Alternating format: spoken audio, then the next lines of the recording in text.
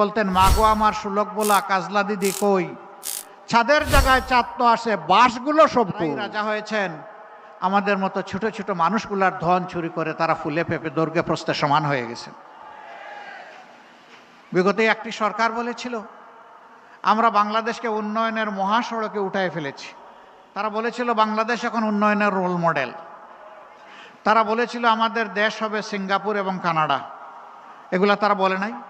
দিতেন সাই সালি, এইভাবে একদিকে উন্নয়ন আর একদিকে দপাস।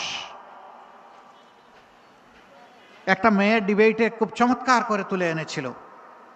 সে বলেছিল, কবি লিখেছিলেন, মাগো আমার সুলক বলা কাজলা দিদি কই, বাঁশবাগানের মাথার উপর চাঁদ উঠেছে বই। সে আক্ষেপ করে বলেছিল আজ যদি কবি বেঁচে থাকতেন তার কবিতা তিনি বদলায় ফেলতেন।